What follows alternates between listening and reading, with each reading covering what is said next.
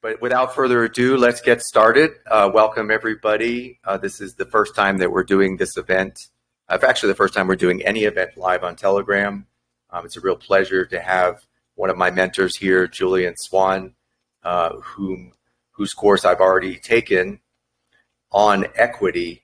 And what Julian's going to do today is he's going to share with you probably knowledge and information that's going to be very new to many of you and also potentially life-changing. And obviously, all of us are here at the Freedom Studio because we want to experience more freedom in our lives. And each of you gets to decide what that means for you individually. And from my experience, having this knowledge and understanding of equity and how to apply equity is going to be a very powerful tool that you're going to be able to add to your toolkit. So I think you're going to, if you come to this presentation being highly teachable and being open-minded, I think you're going to leave with a lot of value. So having said that, I know Julian has already prepared everything. So Julian, I'm happy to hand it over to you to get started. Hey everybody. Thank you so much, David, for just this amazing opportunity to talk to your members. And it's a great group of students. I've just been looking through your group in the last few days, and you've done an amazing job. They're a lot more focused and professional than really any other group I've seen out there. So congratulations. And I just wanted to thank you for that. Do you mind if we start with the prayer, David? Sure, go ahead, Julian. Definitely. All right. Thank you so much, Almighty Lord God, for just bringing together this wonderful group of students. Thank you, Lord, for the opportunity to speak of the remedy that you have hidden for us in chancery courts. Lord, the opportunity to just come in peace and honor and to be able to exit Babylon and be left alone by the Babylonian authorities there. Lord, we thank you so much for speaking through us, for preserving this remedy for us, for calling out your people as separate from the world to be a bastion of truth and freedom that others can look to for help in their time of need, their hour of trouble. Lord, I just ask you to guide everyone here that is in need of your helping hand to be open and receive the remedy that you have preserved through us. So I thank you so much, Lord. I ask that you guide us and use us and speak through us. In Jesus' name, amen. All right.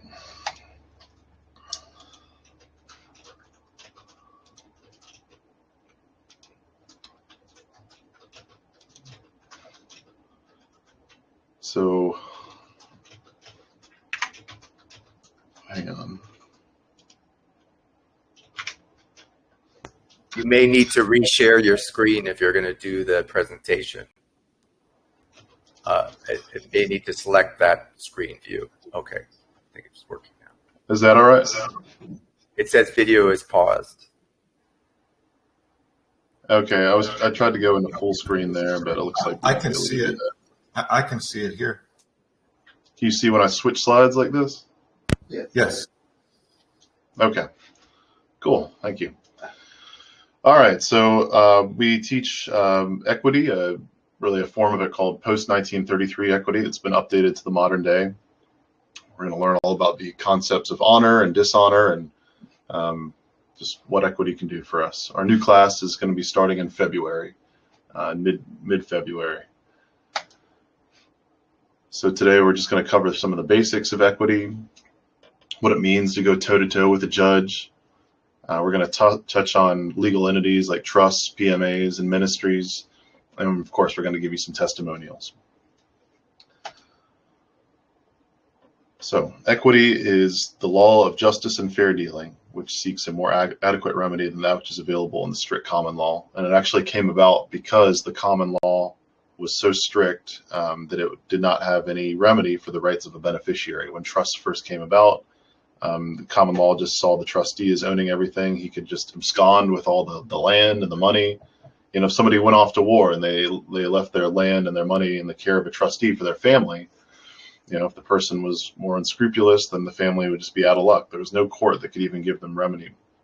And all throughout the centuries, you can only get remedy in common law if your cause of action fits into a very specific box. And then even if it does, the remedy that's available to you might not be what you need. So equity has the power to not just compel somebody to pay you damages, but actually to compel specific performance on their part. And that's really what equity is all about. It seeks the perfect remedy for the situation. And if no remedy exists in precedence for a situation, equity will actually invent a new remedy in order to give the most ethical solution to the problem. So this is what makes equity the highest jurisdiction, and this is why it's been established in Maxims of law as the highest jurisdiction, is because there is no higher way to strive for what is most ethical, and that's really what the law is all about, is doing what is right. Obviously, it's gotten very far away from that in the modern day, but that is the basis of it. So this is a quote from John Bouvier, and a lot of you, I'm sure, have his dictionary sitting on your desktop somewhere. Law is nothing without equity, and equity is everything, even without law. Those who perceive what is just and what is unjust only through the eyes of the law never see it as well as those who behold it with the eyes of equity. Law may be looked upon in some manner as an assistance for those who have a weak perception of right and wrong, in the same way that optical glasses are useful for those who are short-sighted, or those whose visual organs are deficient. Equity, in its true and genuine meaning, is the soul and spirit of the law. Positive law is construed, and rational law is made by it.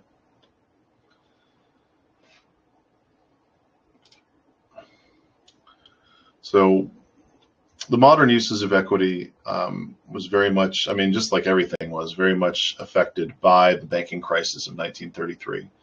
And, it happened March the 9th, 1933 in the U.S., but every country in the Western world, whether you're from Canada or Australia or New Zealand or wherever, and we have students from all of these places and more, all these countries are bankrupt. And all of these countries have moved away from gold and silver backed currency into just free-form negotiable instrument money that isn't even really money. So at least in the U.S., in 1933, that was the year that they took our constitutional money away from us, the gold and silver. They would have been traitors to the Constitution, except that they gave us another remedy. They just didn't tell us what it was for, it took us 90 years to figure it out. So with equity, we can access that remedy. The Rules Enabling Act of 1934 gave us the Federal Rules of Civil and Criminal Procedure, and commercial law, common law, and equity were merged under one court system. But equity is still available to us. We just have to be the ones to bring it. They're not going to tell us about it. Certainly an attorney is not going to tell us. But we can compel any judge in the Western world to put on his chancellor's hat, so to speak. We just have to be the ones to bring it. Very important is the supremacy of contracts, and we're quoting from the Constitution here, but again, this is, every Western country is participating in the same commerce.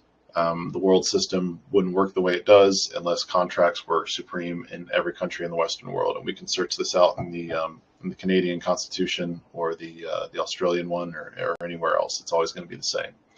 So Article 1, Section 10, Clause 1 of the Constitution says that no state shall pass any law impairing the obligation of contracts. And I know that's a lot of ellipses in there. Just trust me, that phrase is not affected at all by what's shortened by those ellipses. You can look it up yourself. But this supreme clause basically limits the rest of the Constitution from that point forward. So you are able to contract away your unalienable rights. That is the power of contracts. And unfortunately, most of us have done that. Unless you have, no birth certificate, no social security number, no driver's license, no voter's registration, no selective service, no bank account, you have contracted away most of your unalienable rights. And in equity, there's a couple of different options. We don't mind being in that position in equity because we know how to discharge any debt or charge brought against us in that capacity. as a so-called 14th Amendment citizen or as a surety for a stranger, as the Bible would put it. You can also use equity to unmake those contracts, and we're going to talk about the equitable remedy of rescission as well. So really, all the options are available to you. So why stay in equity? Well, in equity, there are maxims which state that the position of the defendant is preferred.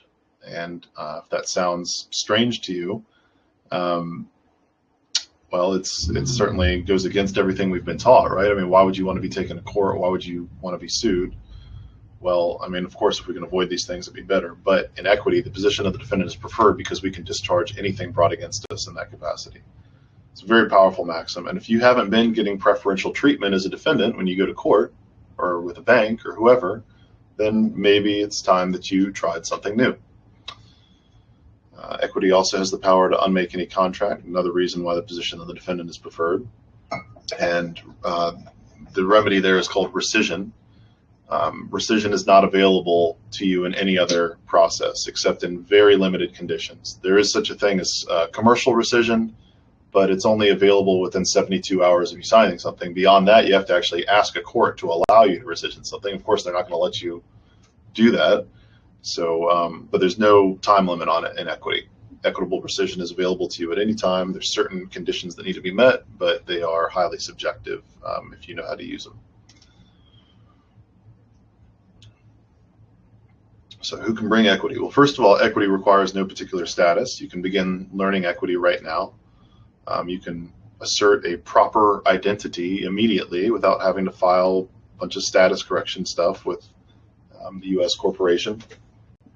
If you want to do status correction, that's fine. It's just that I'm just saying you don't need it for equity.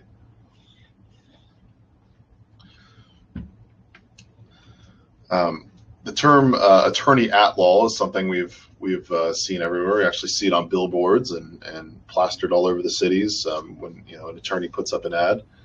If you look in Black's Law Dictionary, if you look under the definitions of at, there's many of them, but one of them is near. So we like to say that these are attorneys near the law.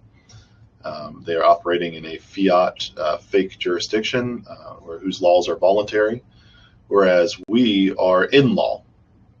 We are in the law. Judges fully recognize equity when we stay in law. We don't do at-law things like filing things and arguing and challenging jurisdiction and hiring attorneys and a long list of adhesion contracts that we know how to avoid.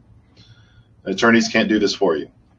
Maxim of equity states that equity acts in personam, which means it acts on actual beings, not on legal fictions. So attorneys can only represent legal fictions, so they aren't even allowed to bring equity. In equity, we teach the art of inquiry. By asking questions, we get facts onto the record without testifying. This allows us to stay in honor and avoid contracting with the court. Why? Because when you testify and make claims, you're going to have to prove them. If you avoid testifying, you're not creating controversy. The duty of a court is to eliminate controversy. So in our class, we teach the art of inquiry. We have a very, very powerful court script. But beyond that, I mean, a judge is always going to go off script. You're going to have to know how to improvise. And we teach you through role play and through numerous examples how to go off script and still be able to come up with that powerful, equitable question when the judge asks you something that you weren't expecting. Equity is all about coming in peace and staying in honor. So we don't argue the facts, jurisdiction, law, or venue. We do not file. We do not testify. We just ask questions. We compel performance, and we use the law of notice. And our questions are far more powerful than any argument or anything that you could file into any court anyway.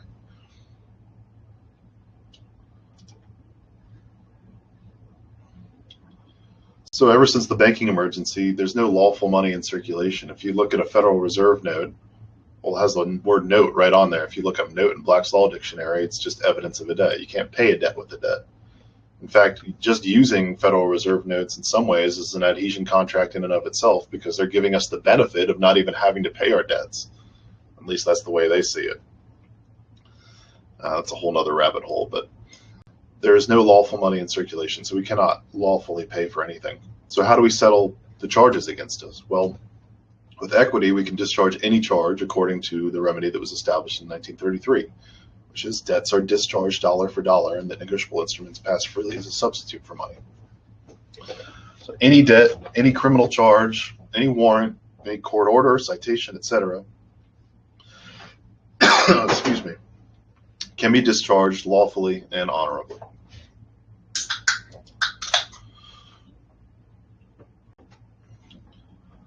Thank you.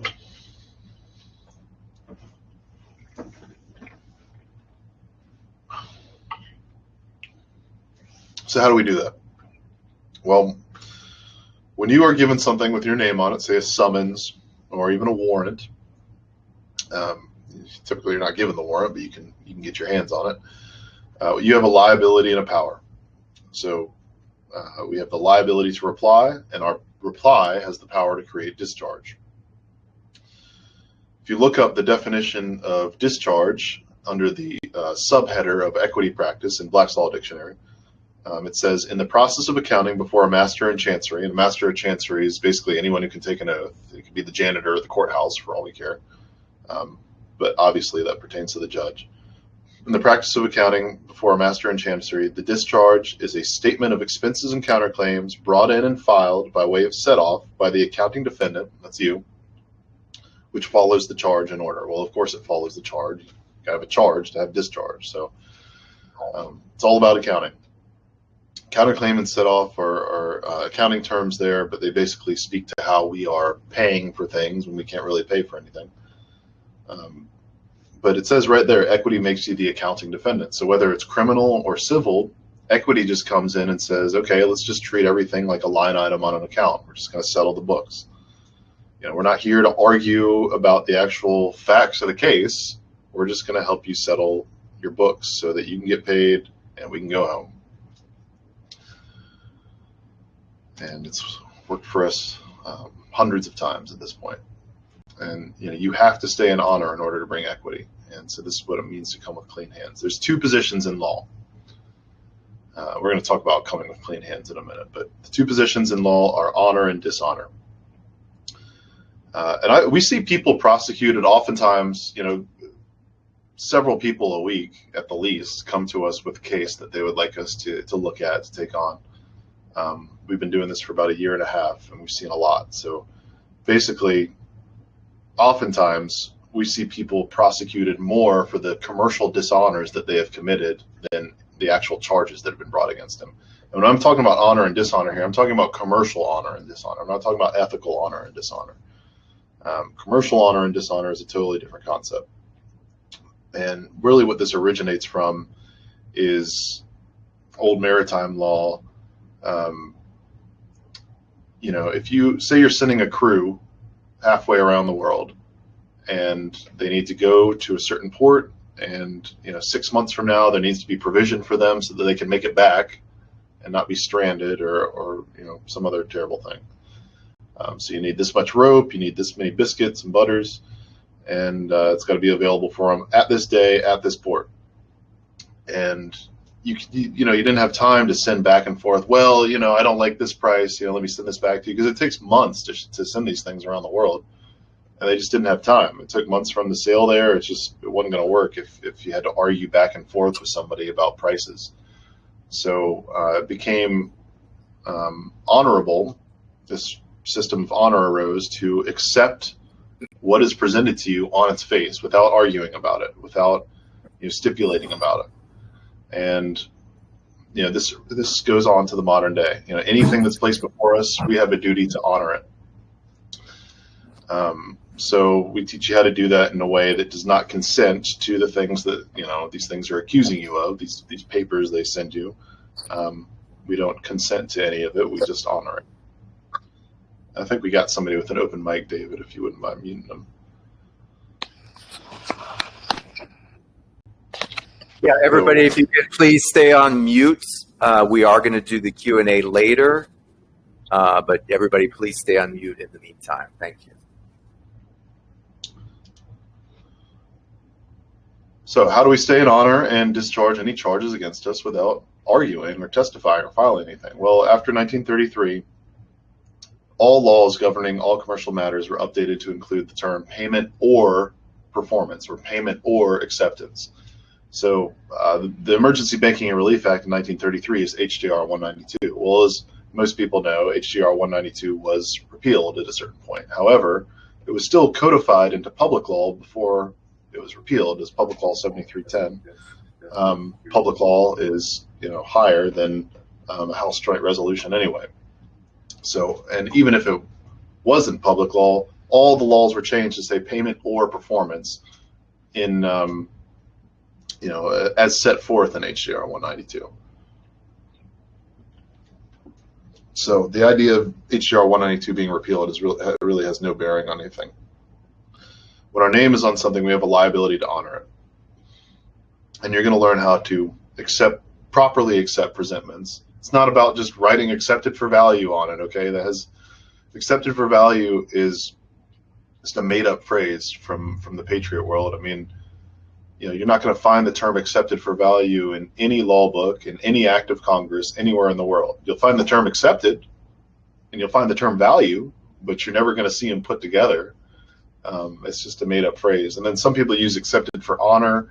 Accepted for honor does come from the Bills of Exchange Act, but it's a very particular situation that really has nothing to do with anything that we need to do. So I'm not really sure why people use that. And then there's some other ways that people do it out there, but I haven't seen anybody doing it the proper way that a bank would do it with another bank, which is because we teach that particular method. I believe that's one reason why we see so many successes from it, because we're just doing it the way a bank would do it. So we're going to teach you how the proper way to do that in the class. So let's talk about some maxims of equity. Equity seeks to prevent the wrong itself. Well, it doesn't seek to just give damages, right? You can actually compel specific performance to have the most ethical outcome done. So they have to actually drop the case against you if you're going to bring honor and properly bring equity. They don't just, do something bad to you and then award you damages later. Now, there is also the equitable remedy of redemption. If you had something seized from you against your will, then equity can come and award you the value of that thing. And we've seen that happen before as well. We actually had a case where a court had issued an order to garnish someone's wages down in Louisiana. And that's good news for those of you in Quebec, because they're both under Napoleonic law. And we brought equity to the case, and they actually, not only did they discharge the wage garnishment, they actually sent him back all the money that they had taken out of his checks. So this is the power of equity. It seeks to prevent the wrong itself, not just provide you hyper-specific remedies that may not even be what you need, like the common law does.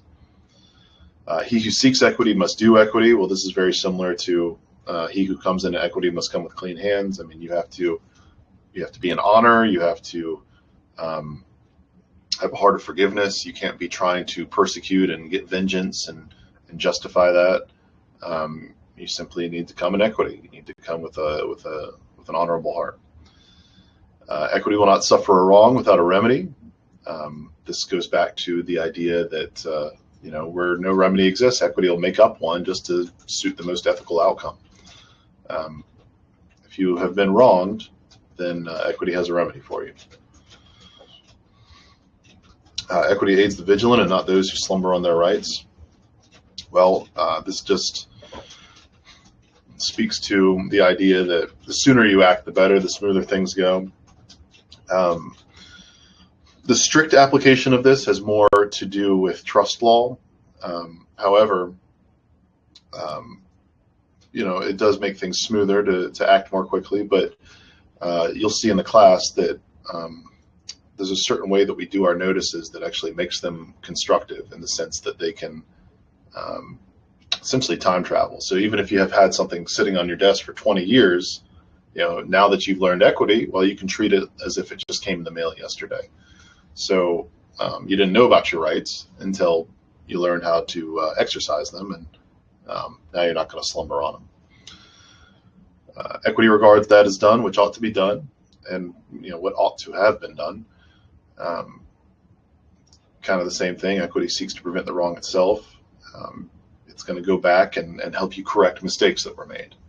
As I said, it can time travel. Even if you've already been through a whole case, you've already been judged, maybe even were penalized and sentenced, you can actually go back and clean your record and correct the mistakes that you committed on that case, the commercial dishonors or whatever process that you used. You can go back and correct things. Then equity will not aid a volunteer. The term volunteer here actually relates to contract law. A volunteer is somebody who enters into a contract without receiving the benefit.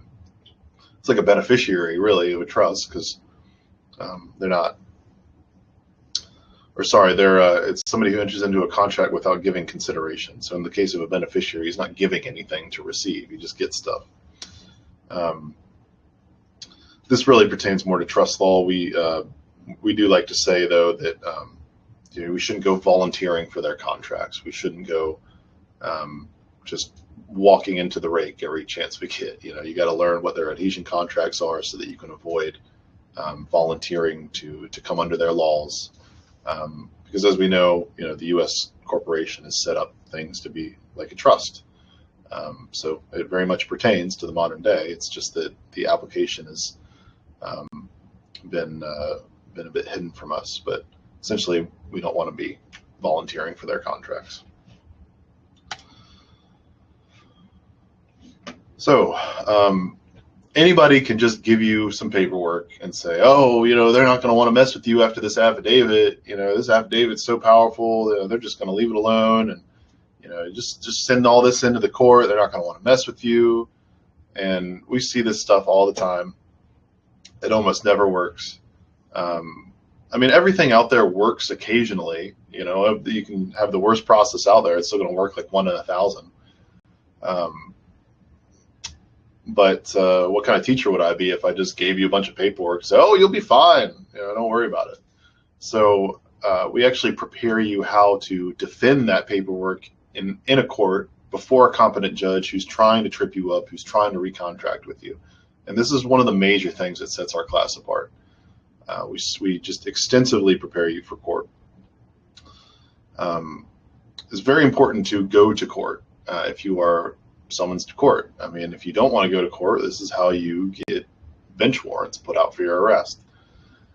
So we stay in honor by going to the place of judgment. The court is the bank, and the judge is the banker. So, of course, he's the one who can discharge the charges. We want him to have jurisdiction. Why would we not want the banker to have jurisdiction? That's how we get things discharged. So I think there's somebody outside the door, honey. Could you check on that, please? So stay in honor, go to the place of judgment. We have the best court script available. You're not going to find any greater courtroom prep, and we go to great lengths to prepare all our students to have a dialogue with the judge as standing equal with the judge, because equity makes you equal with the judge. Well, the judge is known as the law speaking. So in that sense, equity makes you equal with the law. And we're even going to do role play sessions and hold mock court sessions to ensure that you're getting it. And then we prepare you for the judge's mind games. They have all sorts of ways. They try to play dumb. They try to pretend like they're really angry at you. So we study courtroom psychology and just give you that upper hand in order to understand what they're going to be throwing at you. We have a lot of experiences in court, and we can just run you through the whole gamut of what the judge can say, what the judge is going to be trying to do to you. We just take a deep dive on all that behavioral psychology stuff with the judge. I just wanted to mention this. It's a separate class from equity. We have a trust class that has been over a year in development. The equity class is a prerequisite for this because there's so many tax things to do with trusts, and really there's no better remedy for taxes than equity. It's just the IRS is actually one of the easiest agencies to deal with. They readily accept equity and understand it, and it's actually one of the safest things to bring equity to. I know that probably sounds very surprising for many of you, but we've discharged probably more IRS debts than anything else. And that's because it's easier for the students because they don't even have to go to court with the IRS. That's how readily the IRS accepts equity. And the CRA is the same way. The Australian tax office is the same way as well. So anyway, the equity class is a prerequisite for the trust class because so much of trust is about, decreasing your tax burden, and it's just all this human effort is expended on how to decrease your tax burden and jump through these crazy loopholes that have been invented for tax purposes. We don't need to worry about any of that with equity. I mean, if you are properly trained in equity, you could just skip all that, and it's going to save you a real headache. So that's why we make it a prerequisite. But I just wanted to touch on this briefly. This trust class has been over a year in development. It is much different from anything else that you've heard out there. Most people setting up trust, they're going to tell you one of three things. They're going to say, okay, you have to give everything over to the trustee, your whole business, your whole life, everything. You better really trust that person because they're in charge of everything. You can't touch it. Well, that's lawful, but it's not very useful. It's practically useless. I mean, who knows a trustee like that? They're just going to give their entire lives over and just, maybe some of you have somebody like that in your lives. It's awesome, but don't you want to be controlling your own business instead of just giving the whole thing over to somebody? So not very useful. The number two would be these people that tell you, oh, you can be the trustee and you just get all the benefits, but you pretend like that somebody else is the beneficiary, even though you're the trustee and you're living on the property and you're benefiting from everything. Make your dog the beneficiary and you just take everything. And then you're the grantor too in some way. And it may work well enough to get stuff transferred and just day to day, but if any court ever looked at that with just the slightest amount of scrutiny, it's going to fall apart instantly because you're wearing multiple hats in the trust. Where's the trust? I know a lot of people teach to set up trust like that. It is so far from best practices. I don't even know why that's so popular. I mean, it's just going to fall apart the second a judge even looks at it funny. And then the third way people teach to set up trust is just a statutory trust. I mean, you can go to any attorney and get a trust set up, but it's going to be highly pierceable by a court. It's not going to fall apart as quickly as the second one, but it's going to fall apart under scrutiny anyway. So what we do is different from all of that. We have found a completely lawful way to get your name off of everything, own nothing and control everything, as Rockefeller said. And that's the real spirit of what he said. None of the three trusts that I mentioned previously are going to be what Rockefellers are using, okay? They're not going to just give everything to somebody. They're not going to do things that are obviously going to get them in trouble. And they're not going to use a statutory trust either because they don't want the courts to have any say over what they're doing. So we have found a structure that allows you to truly own nothing, control everything. And it's very complex. You're using multiple trusts and multiple entities, and they have interlocking responsibilities in order to insulate you from liability. But there's no better method out there. And it may take a little bit more work when it's that complex, but we're going to teach you how to do it. So anyway, that's a separate class. I just wanted to let you all know about that. So back to equity. Well, equity can give us freedom without having to memorize case law, rules of procedure, endless statutes and regulations. You guys can leave all that for the attorneys. Equity is above their commercial realm, their fiat fiction matrix, and you can choose to drop the arguing, drop the fighting, drop the challenging of jurisdiction. Just come in, ask questions, help them settle their books, because there's no more money anymore anyway. It's all, performance and signatures, and just be left the heck alone. I mean, you don't have to go to court to argue with the judge. Everybody knows the system is broken. They know it. You know it. You don't have to, you don't have to argue that with them. Just do what needs to be done. Be left the heck alone. The entire matrix, or whatever you want to call it, is run on the principle of secrets and fictions and voluntary laws. They have secret trusts, secret statutes, secret definitions of language is a major one. I mean, court is all about secret contracts with secret terms, and then they penalize you for violating these terms that they didn't even tell you about. On the other hand, remedy is based on exposing the matrix presumptions in one form or another. And we do this with equitable questions and with our notices. We compel the performance that we want to see happen by pricking the conscience and implying or exposing their liability. We use their own laws against them, essentially. The matrix presumes, well, you are this fictional entity. And remedy questions, is that so? And comes with the questions that compel them to leave us alone by exposing their secrets and adhering to their laws of honor. Equity is based on God's word. It allows for the court of Babylon to become a court of conscience where miracles can and do happen. We have seen many miracles in equity. And we come, we stay, and we leave in honor. It's very, very important. We use their own laws and commercial procedures. We don't testify. And I say we use commercial procedures, but we wrap them in a vehicle of equity. We can go a lot deeper on that. But we ask questions, and when we stay in equity, there is remedy 100% of the time. I have never seen this remedy fail when somebody internalized it, stuck to it, and didn't mix it with anything. And I've never seen any other process even come anywhere close to being able to offer something like that. So these are all the places that we know of that equity has succeeded so far, the specific equity that we teach. United States, Canada, the UK, Ireland, Australia, New Zealand, and even France. So we've seen equity work. And we even have a student in South Africa now that's applying equity to her case. So let's talk about some testimonials. And after we get through these, I'll be happy to take questions.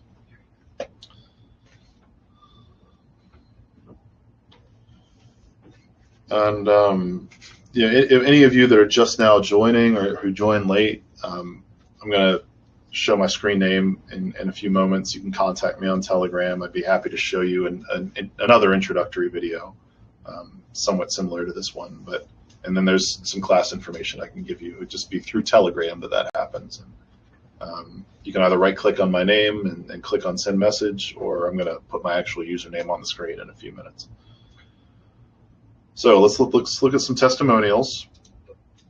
First of all, it's just things that my wife and I have been able to apply equity to in our lives. And we discharged a credit card before it ever went to court. We discharged another credit card post-judgment.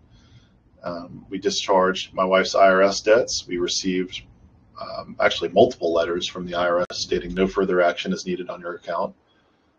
We used our family Bible for a name change in Chancery Court without having to show ID and all that kind of stuff. Or a marriage certificate or any of that, because we have a marriage under God, not licensed by the state. Back before I was doing this full time, I had a job in architecture and engineering, and I got my job to cease taking out all the fruits of my labor and stop withholdings. And there's a way that we teach you how to do that in the equity class. We can teach you how to do that without sounding like a sovereign citizen or something. We can teach you how to just have a very professional conversation with them, and give them something that will help them understand that they are avoiding liability and giving you what you want. It's like giving yourself a raise. We used equitable questions to compel our landlord to hold to a rent amount that was previously promised, and there's been no increase since 2021. And we've gotten out of at least 4 speeding tickets using a script that we provide in the class. Our traffic stop script is amazing. The one that we give in the equity class, it has helped hundreds of students at this point to get out of speeding tickets and be either just let go or let go with a warning.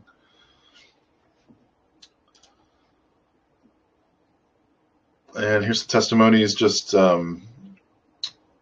these aren't victories so much. We're going to get to those in a second. These are just about the power of the class, what it does for people, how it helps them act in greater confidence, and just the power of the teaching. So Anna Maria says, I am learning from the class that we should not mix processes. We don't get out of anything. We fulfill our obligations. And when she says that, there's a very particular way that we do it. We don't use the green stuff in your wallet. Let's put it that way. We begin to understand that we have the ability to discharge our obligations using equity. I am unlearning how I have been operating in the past. It becomes a new way of viewing the world around me. It's life-changing. Bruce says, wow, I'm shaking off the cobwebs, unlearning mixed processes, and I've seen many.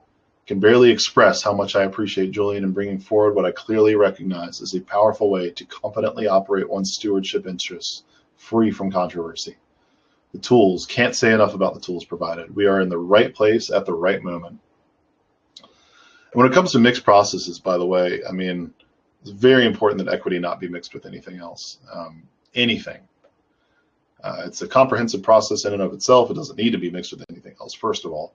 But second of all, when you begin to mix processes, there's going to be fundamental underlying concepts of law that are used in one process that totally contradict the fundamental underlying concepts of the other process that you think you should use. And when you do that, the judge is going to call you double-minded. And these people actually get ordered for psych evals by a court. This is the court's way of telling you, you're double-minded, cut it out. And in some ways, I mean, they're not entirely wrong to do that because you're mixing concepts that don't even belong in the same bag. Chris says, very interesting work you guys have accomplished. You are definitely taking this equity thing to a whole new level. The Lord is awakening something new here. The subterranean movement to break free from this matrix system has been around a long time, though it's been mostly about the blind leading the blind to find the way out through fleshly legal theories and spiritual energies. But I see where the Lord is raising up people like you to become leaders in a true spirit-empowered end times exodus movement, as we read about in Revelation 15, 2-4. Talk about Telegram. It's powerful. And we have a thriving Telegram community, by the way. The alumni group has over 120 students in it at this point, with many more to come. And that's just from 4 classes so far that we've done. So we're about to start our 5th series. That's what we're hoping you'll all join us for in February. And once you're done with the 13-week course, you'll be moved into the alumni group. And the alumni group is like a whole other class in and of itself. I mean, there's people there applying equity to their lives. We research deeper into certain subjects in order to give people more to stand on when they go to court. And I mean, it's incredibly powerful to see the students applying equity in their lives and sharing their experiences with each other. And I also put this in here just because it's so powerful what this can do for us spiritually as well. I mean, equity comes straight from God, and it's a lot more than just getting remedy in a court of law. The concepts of forgiveness and repentance, they are very, very powerful weapons that we have been given. They can take the dagger right out of the enemy's hand.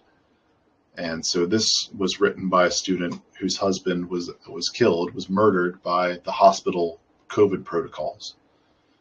She said, "Forgiveness was unthinkable to me because what they knowingly did was just too evil.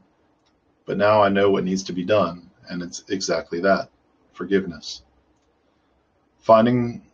She found some notes concerning her husband's care in the hospital, some old notes that she had. She said, finding those notes feels almost like a spiritual presentment from God.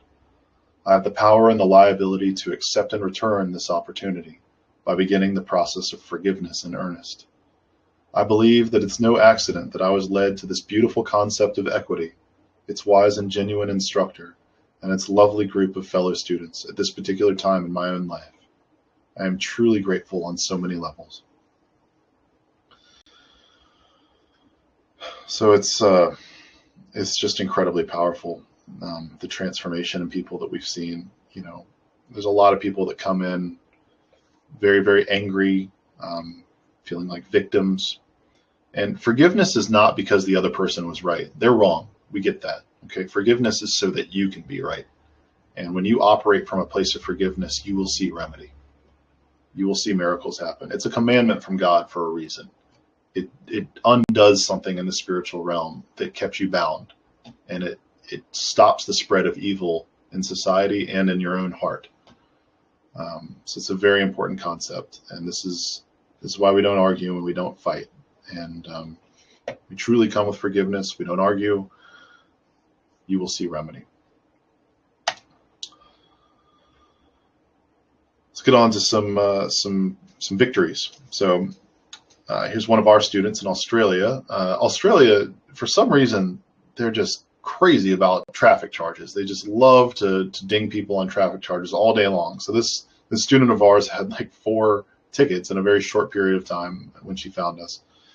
On all 4 cases, she received signed letters stating, quote, following a review of the above mentioned matter, I wish to advise you that no further police action will be taken against you. Imagine receiving a letter like that from the police.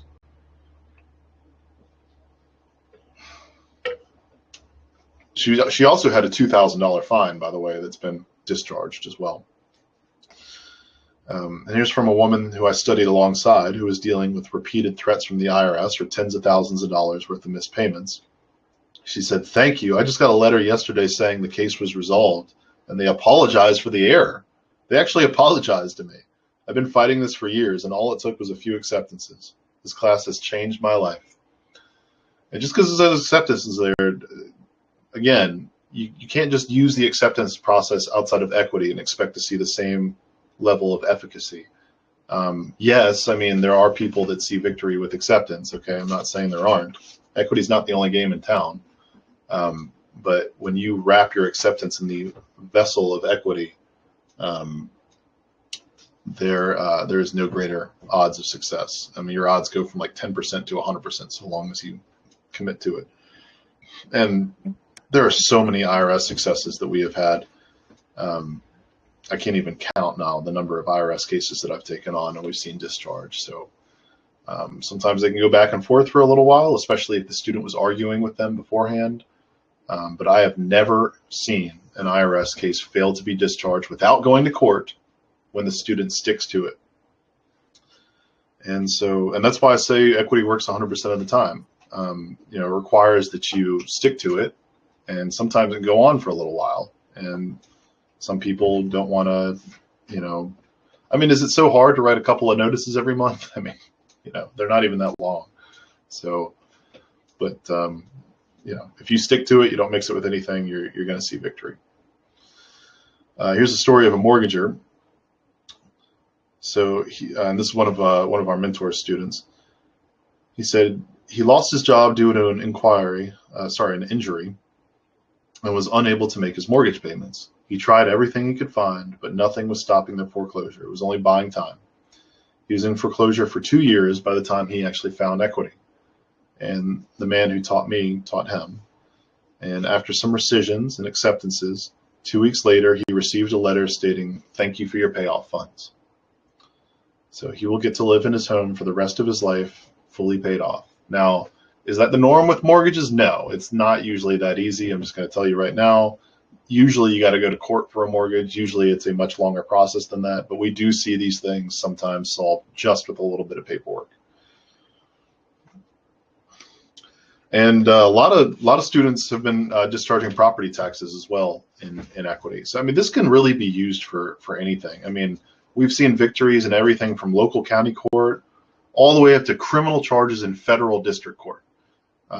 Everything from, unsecured debts like credit cards all the way up to vehicles and mortgages and property taxes that are secured with the house. Now, secured debts are going to be, usually they're not this easy. They're a little more intensive. They require more work.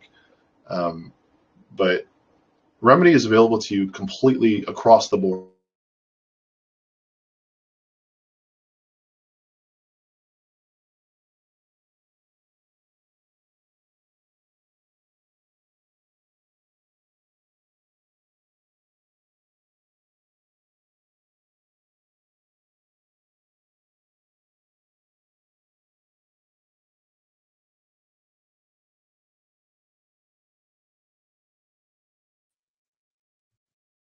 Did everybody else lose the screen? I think Julian may have cut out. He'll probably reconnect at some point when he realizes that he the connection. Just wanted to make sure it was interesting. Yeah, good call. I was obviously wondering the same thing. Yeah, we'll just give him a chance to restart his connection. Hey, it looks like I dropped out there. All right, you're back. Great. Okay. Sorry about it. How long have I been off? We lost you for about a minute and a half. I think you may have to reshare your slides as well, because when you drop off, obviously that stops. Just do the mortgage one. Okay. Did you guys hear the story about the mortgage? Yes. Yeah, we heard that one. Okay, awesome. All right, so let's move on. Sorry about that. So Still not showing this one. Okay. there it goes. So this is a really interesting story about a young man in Chicago. This is also one of our mentors' cases, but so this young man was facing years in prison because you're not allowed to have a gun in Chicago, even though it's like one of the places in the country you most want to have a gun. And so this kid got caught with a gun. And then after he learned equity, he shows up to court. He begins bringing equity. Well, it's a packed courtroom, and the judge, of course, needs to make a show. He starts yelling and screaming at him, you sit down and shut up. We'll get to you later. And they just chop through everybody in the court, fines, jail time, probation, whatever, run through everybody in the court until it's just this kid left sitting in the pews. The judge actually gets down off the bench, walks across the court, sits down next to this kid, puts his arm around him, says, I know what you're trying to do. You're trying to bring equity to my court. Just take this gun class and this will all go away. And that's the power in this. I mean, equity makes you equal with the judge. Now, that judge, obviously, he didn't care to fight about it that day. I mean, some judges are going to test you, and we teach you how to deal with that. But you'll find that you get much, much better treatment in court when you stick to equity. And, the kid really doesn't even have to take the firearm class. I mean, he could discharge that too. But, I mean, if you go from facing years in prison and just having to take a class, it's a pretty good deal. So, really interesting story. And here's just some more of our victories. Like I said, we've discharged endless IRS debts. We've discharged IRS debts in the millions, and even IRS debts in the hundreds. We've discharged the wage garnishment. I think I mentioned this. The guy got all the money that was taken from him paid back to him. That was just a few months ago. There was a child custody case where the husband was being sued by the ex-wife, and he wasn't getting to see his kid all that often, and he just started bringing equity to the case. And really, before he even needed to compel remedy from the court, the ex-wife just sensed this change in him, this shift into forgiveness and peace, and they worked it out outside of court. And he credits the equity with helping him do that. He's getting to see his son more often now, and just settle the matter outside of court, which is what everybody should want in that situation. God forbid you would have to be in that situation in the first place. We have compelled hearings, and so we're taking on a federal criminal case right now. Now, as I mentioned, there have been many federal criminal cases that have been discharged in equity. Well, this is one that we have active right now, and we have compelled many hearings in this case, and we even compelled the standby counsel to be removed from the case. So the student had a lawyer before he found us, before he started bringing equity, and the court was, wasn't letting him turn in anything. We show him how to. First, there's a certain way we put the lawyer in a box, and so that you can actually begin speaking to the court and submitting the court paperwork that they'll actually look at. And then on top of that, we teach you the proper way to fire the lawyer while remaining in honor. And usually then the court wants, if it's a federal court, they want to make the lawyer a standby counsel at the least, which means he's no longer representing you, but he can still come up with ways to get you to recontract with the court, which is obviously not what we want. So even beyond that, we compelled the court to completely get rid of this guy, even as standby counsel. And this case has been going really, really well. We've been working on it for about 8 months now. And we'll give you some updates on how that goes. This is number 5 is the very first case we ever took on, other than, after I learned equity. I mean, we spent a year bringing it toward the issues in our lives. Like I said, my wife's credit cards and her IRS debts. But this is the first case we took on for somebody else. It was a woman in New Jersey. Her dogs had gotten out, and the neighbor got mad and called the police, and they found out the dogs weren't registered, and they wanted to vaccinate the dogs and register the dogs. And she was going to court, and she was bringing pre-1933 equity, which is like silver bonds and handwritten letters with a thumbprint, and giving your birth certificate to the court and stuff like that. None of that was working for her. And so she found us. We told her how to unmake those commercial dishonors and how to properly bring equity to the court. And she got the whole case dismissed. So very first case we took on for somebody was a win, and her dogs remain unvaccinated to this day. Sometimes when people come to us, like post sentencing, like when I gotta be in jail in 10 days. They want me to show up for jail in 10 days. Well, that's really not enough time for us to teach somebody the process in 10 days. I mean, it's a graduate level process. But this was right around the holidays, and we were able to buy this person an extra month of time with their family instead of having to go to jail right before Christmas. They got an extra month, and then the amount of time that they were sentenced actually was very much reduced. So, sometimes that's the best you can do for somebody. If you only have 10 days, that's still pretty awesome. We discharged some serious criminal contempt charges in another child custody case.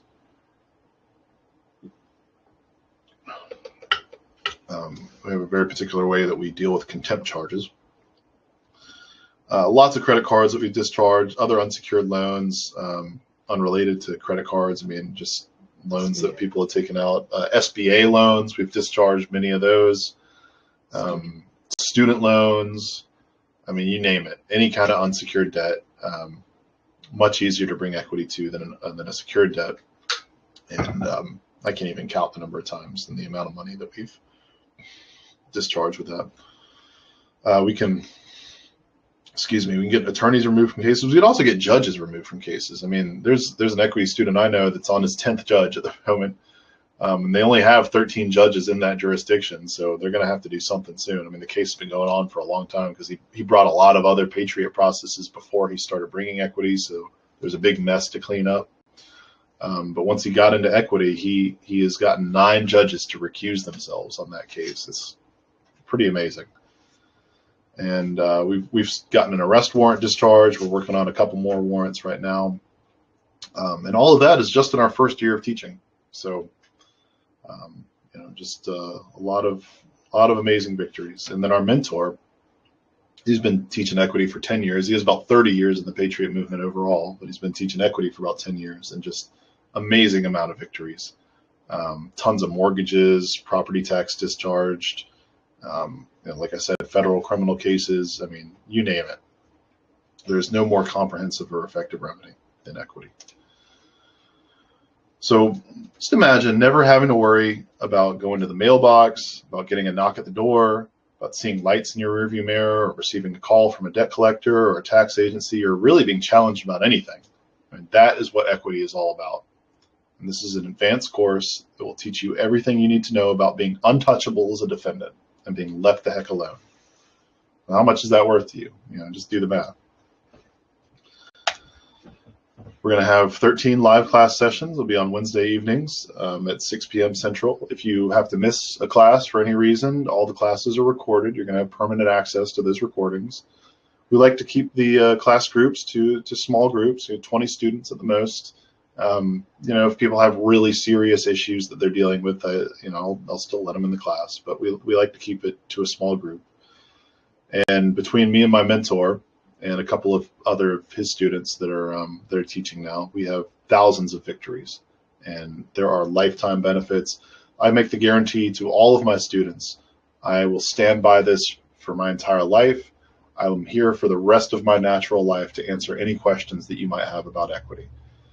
And of course, there's also the alumni group. You have permanent access to the recordings. So there are just several amazing lifetime benefits. You know, this is a lifelong process that you can pass down to your children.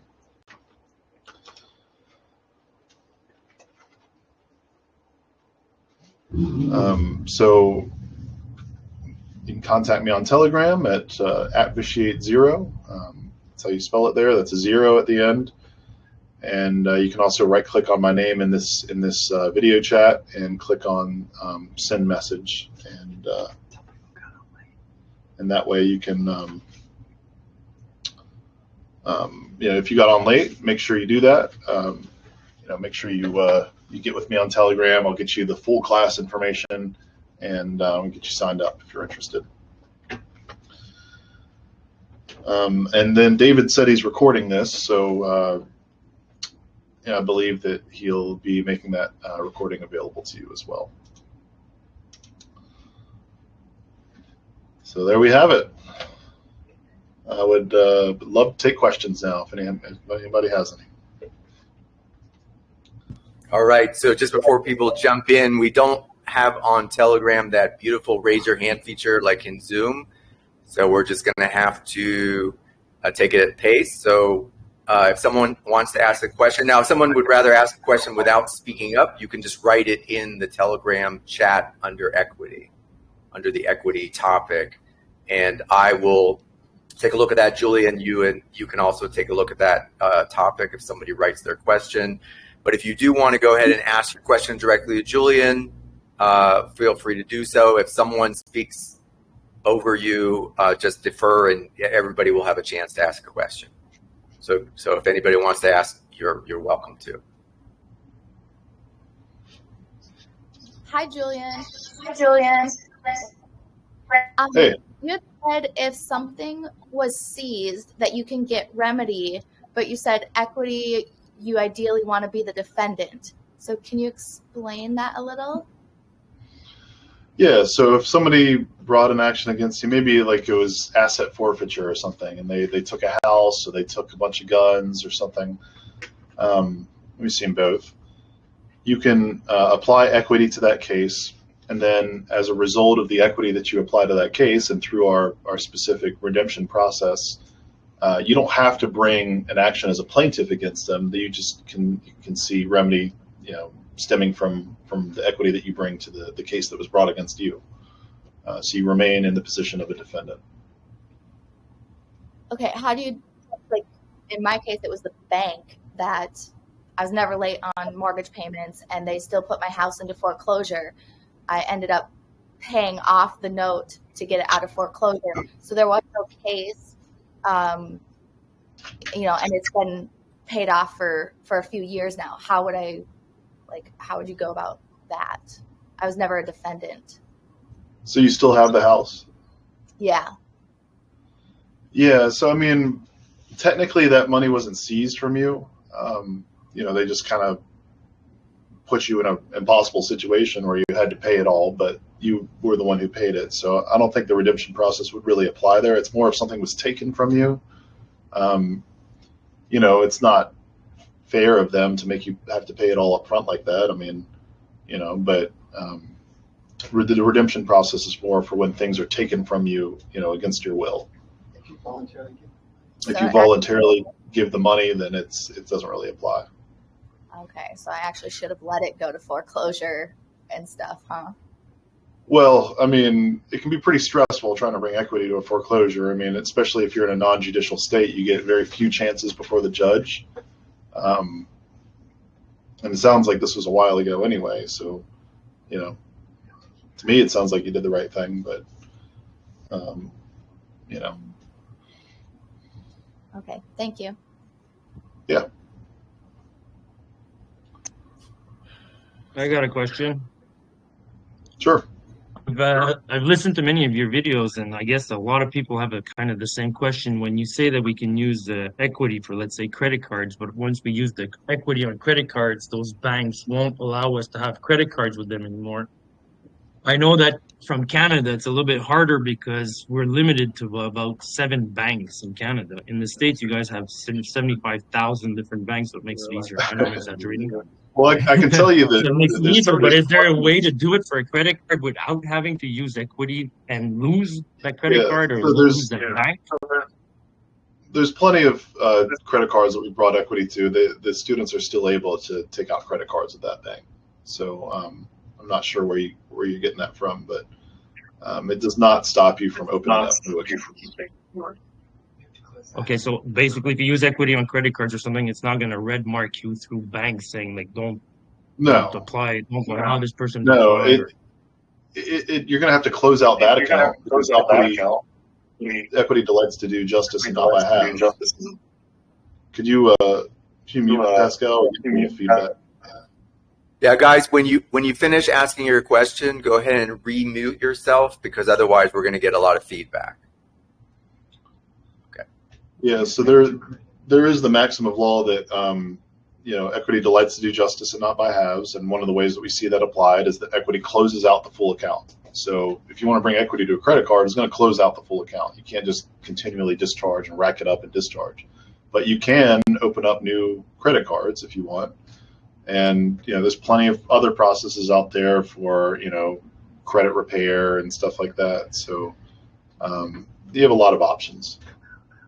But really the point of the class is to come out of Babylon and not continue signing up for their contracts. So, I mean, you can apply it that way if you want. You can certainly discharge a credit card and take out another one and discharge that. But really what we're trying to help people do is come out of Babylon.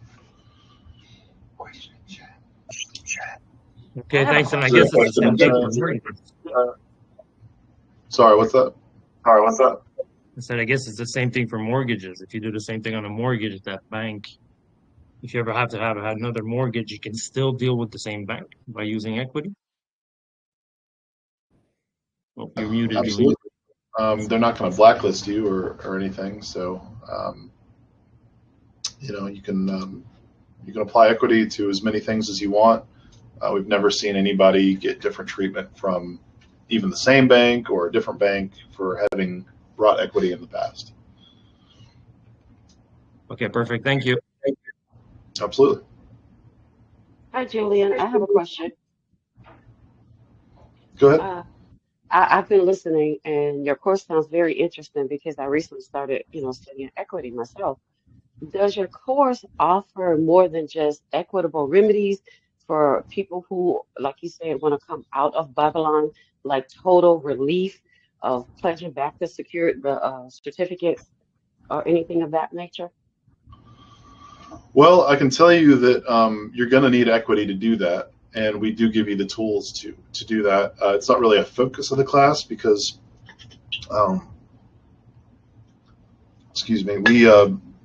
we like to be in the world and not of it, right? Like we like to be able to do business in Babylon but still be protected in the private.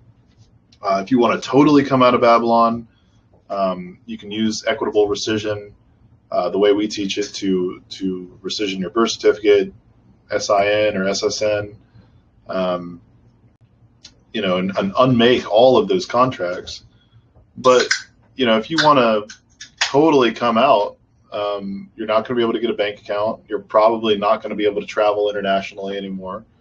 You're going to have to stand on it every single time that you get pulled over or deal with a clerk or do anything in the public. So, if that's, and there's really no way around that. I mean, there's no process that's going to make you, some glow in the dark individual that can just, do whatever they want. I mean, equity can make you untouchable as a defendant, and then if you want to use it that way that you're describing, we do give you the tools to be able to do that. It's just not something that we're very focused on. But you can do that if you want. Certainly, it's that path is not a very easy one. It's not something that I would really recommend. But I can understand the principle behind it, and I totally get why somebody would want to do that. And if you're able to, if you are financially capable of doing that, like you're able to set up a trust and have a trustee act for you on your behalf whenever you need to do something in the commercial realm, then it is a viable option.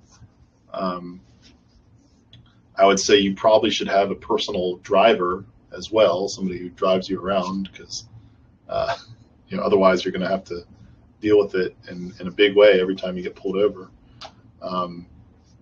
But that lifestyle is available to you, and certainly we give you the tools to be able to do that. Maggie's telling me, oh, did that answer your question, man? Yes, it did. Thank you. Excellent. Maggie's telling me we got a couple questions in the chat. Can you show me where those are? At the end. Okay, let's do the deal asks, I recently got a child support payment one day before my child turned legal age. How can you bring equity to a child support case as a default judgment? Because I declined to participate to a case that was closed and got reopened. How can I get them to close it for the fourth time and get all my funds back? Can we discharge student loans? Well, first of all, yes, we can we discharge many student loans in equity. As far as the child support thing, basically, yes, like equity does have the power to discharge those payments and everything, but I mean, I'd really want to take a hard look at that case, make sure the person was in honor, and providing for the children privately. I'm not going to help somebody, discharge child support if they just don't want to pay. But certainly, I imagine that doesn't apply to you, sir. So I'm not saying that's you. And if they're over 18, obviously, like you shouldn't be paying child support. So yeah. This is me here. Let's do the deal. This is Pascal. So thank you for sharing your expertise and knowledge. So I'm just getting fed up because it's a case that's been closed and open in 16 years. Wow. And now the agency with those lawyers, they like to play dirty, and I'm just sick and tired of it. Yeah. So I recently, my daughter would have turned 21 because she lived in Puerto Rico, and we know 18 is the legal age in all 50 states. But Puerto Rico like to do things a little bit different than most U.S. territories. So with that being said,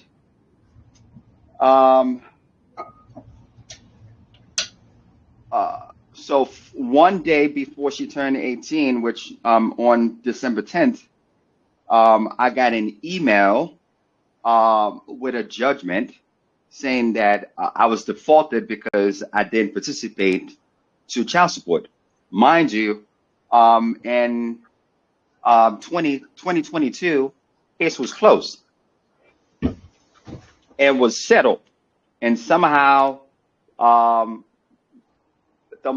ex-wife decided to, for whatever reason, that's out of my control, decided to file for child support after my child had already left the house and living on her own for 2 years. So now she came home and she's already in the system receiving benefits from child support from another child, but now she's leveraging my daughter that's soon to be legal age again from 18 to 21. So they issue, like child support from October 1st to December 10th. And I'm like, this is ridiculous. So now I'm getting to a point where I'm just getting sick and tired of it. So I don't know if Can you summarize your question? We just want to make sure everybody gets a chance to answer questions. Yeah. Could you just quickly summarize your question? Sure. Thanks, Dave. Thank you. So my question, Dave, bringing equity using the equity and subrogation strategy, would that be a strategy, to bring home where I Yeah, get so all of let my me, funds back? So yeah, I mean, first of all, we don't teach subrogation. That's more of a pre-1933 equity remedy, but Yeah. absolutely, the equity that we teach is capable of discharging the case. Now, if it was funds that you paid into child support yourself willingly, I mean, I get that they brought the case against you, so it's not exactly willingly, but if you're the one who transferred the funds, Yeah, that doesn't but I apply. had Redemption doesn't apply to you. yeah, but I had full custody and I was still getting charged. and Yeah, they so we refused to correct the can certainly books. discharge the case in its Yeah. present form. As far as getting back the funds that you paid in the past, I mean, that's more complex. I'd have to look at the back and forth of what happened. Yeah, It's possible. because I understand it's accounting, right? So if we're going to balance the books, then the accounting should be accurate. But they just want to discard that and said, you know what, we don't care, so we're going to apply whatever we feel like. So that's where my level of patience just kind of just like went left. But anyway, so what would if you were me, how would you approach this? And then the next question is, of course, the student loan discharge. Well, if I were you, I guess I would sign up for the class and learn our remedy. I'm not sure that redemption would apply to the past payments that you've made, but certainly you can discharge. I mean, especially since the child is 18 now, it can discharge 21. everything. Or 21. Yeah. Gotcha. Yeah, so it can discharge everything going forward now. And yeah, certainly, I mean, you need to be done with those payments if she's that old. So Yeah, but I'm just like on a hook for having a participant number. You know what I mean? So they can use my name and yeah, so everybody can close out everything federal. and discharge the case and just close it all out, so you don't have to deal with it anymore. And as far as student loans go, I mean, we've discharged many student loans. So Perfect. private message me and we'll talk more about it. Okay, I'll do that. Thanks. Absolutely. Thank you for the question. Okay, are there any other people who want to ask the question? I think Yes, there's I still have a some more question. questions in the I chat. have a question. Julian, I like to know how did you come up with this course and where did you learn this and how the idea come up? I'm just very curious if you can explain that. Sure. Yeah, great question. So basically, I learned from a mentor. He's been in the Patriot movement for about 30 years, and he's tried every remedy out there. He's tried secure party creditor. He's tried, Jack Smith stuff like third party intervener all the way back in the 90s. He did the redemption process, which later became the secured party creditor process. He worked with the top secure party creditor guru in the country. Never did anything for him. He's tried every process out there, and he was this is a crazy story. So he had actually gotten into something called adverse possessions, and adverse possession is where you go and take over abandoned homes in your neighborhood, and you mow the grass, and you change the locks, and you put out notice in the newspaper, and you hang up flyers around town, and you take over the property. Well, he and his wife had taken over a property, and it turned out to be the former home that had gotten foreclosed on, former home of a prison guard in that city. And she did not take very kindly to him taking over her old house. So she got some of her cop buddies to go and investigate. And next thing he knows, he's standing in his bathrobe with his coffee in his hand, and his door's getting kicked in by U.S. Marshals with M16s. And so they take him and his wife to jail. He spends the night in jail, and he's getting charged by the Department of Justice. And they want 12 years in federal prison. And he's doing all the Patriot stuff. He said the stupidest thing he ever did was go into court and hand his birth certificate to the bailiff and say, "Here, judge, here's the defendant." And but he was still, he was trying to come in peace. I mean, he would start out saying, "Blessings, judge," before he got into his whole spiel there, but it wasn't working for him. And about halfway through his case, he learned the beginnings of the equity that we teach now, the post-1933 equity, if you want to term it that way. And basically, they told him, you need to show them that you can do more damage to them with your questions than they can do to you with their jail time. And he didn't have half the paperwork we have today. Really, he just had the verbal stuff with the judge that we teach, and not even all of it, just some of it. So he goes in, he starts asking really powerful questions to the judge, kind of about the financial wizardry that the court has going on in the background, how it really gives the judge a conflict of interest because he has a financial interest in the case, and that's a whole rabbit hole that we get into in the class. But basically, within 4 or 5 hearings of asking these questions, the prosecutor giving him dirty looks and comes up and stands up and says, Judge, we've decided not to prosecute this matter any further. And she's about to go on and explain why. The judge says, be quiet, sit down, I don't want to hear that. And he kind of rattles off some statutory things, and then he says, all bonds are hereby discharged in this matter. He bangs his gavel. Mentor goes home a free man.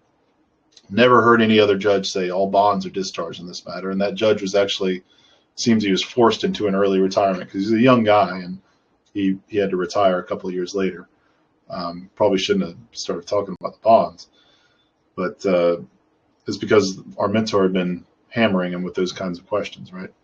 So that proved it to him. You know, this is the best remedy out there. Nothing else worked, and he began to apply himself to learning it as best he could, and he developed it, and he's been teaching it now for about 10 years. And we learned it from him about 3 years ago. In that time, he had gotten just an incredible amount of victories, as I said, everything from local county court all the way up to federal criminal court, from credit cards all the way up to mortgages. There are many families in this country who will live in their homes for the rest of their lives debt-free because of our mentor, and he taught us everything that he knows. So yeah, about 3 years ago, we started learning from him. And then I spent, after that, I spent about a year applying equity to me and my wife's lives and discharging our debts. And then we felt like we were ready to begin teaching. I left my engineering job in order to teach this full time. And we now have over 120 students, and been teaching for about a year and a half. And just victories are racking up. And I mean, it has been proven to me that this is the absolute greatest remedy that we have. So that's how I came into all this. Thank you. And can I ask another question? Please. Okay. So after we did all the paying everything, and that, you know, all the issue we had, so no more parking ticket, and so we have no issues. So let's say in the next 5-10 years, if we don't have any issues, how is this equity serving us? Peace of mind. I mean, if you don't have any issues, I mean, there's a lot of people that think they're doing everything right and crossing all their T's, dotting all their I's, and think they're following the law so nothing can happen to them. And I talked to a lot of people that thought that and still got a case brought against them anyway. And then on top of that, there's also just, you know, being able to pay off your debts with equity as opposed to the green stuff in your wallet. I mean, consider what happened a few years ago, you know, with they were forcing everybody to wear masks and get vaccinated to keep their jobs. I mean, equity is going to help you compel performance in any situation you find yourself in. There's a lot of people that brought equity to their job during 2021 and got to keep their job instead of getting fired for not taking this experimental injection. And a lot of people used it to be able to buy their groceries without having to cover their face for no reason.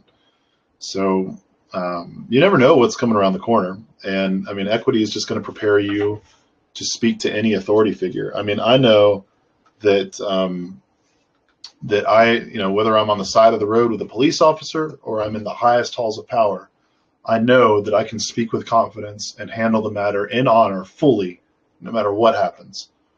So if you want to learn the art of inquiry, you want to learn how to ask the questions that compel them to leave you the heck alone and let you just live your life and go about your business, absolutely, this is going to be the best course, the most life-changing course that you ever take. And it's, you know, if they ever ramp up all that virus crap again, then you're going to have a solution for it in case people start trying to force stuff on you. You know, we have one student that was just going down to her school to say, you know, why are you contact tracing my kids? Like, why are you trying to like force them to stay home from school? You know, and she was sitting in the principal's office, and she didn't know equity. She was just doing her patriot stuff, you know, and really she was just being very peaceful. She was sitting outside the principal's office waiting for him to come and talk to her about this. And they called the cops on her and arrested her. And, you know, she brought this case to us later once she found us, and we're in the process of discharging her warrants that are out for her because she, you know, they wanted her to do like 10 days in jail and pay all these fines and do an apology letter and all this stuff. And it's like, she was just trying to protect her kids. I mean, what does she need to apologize for? So you never know what's going to come around the corner. And, you know, it's just an incredible way to deal with any challenge that is brought against you by any authority figure. I'd like to add something to that, Julian, if that's okay. Please. I appreciate it. That's a great answer.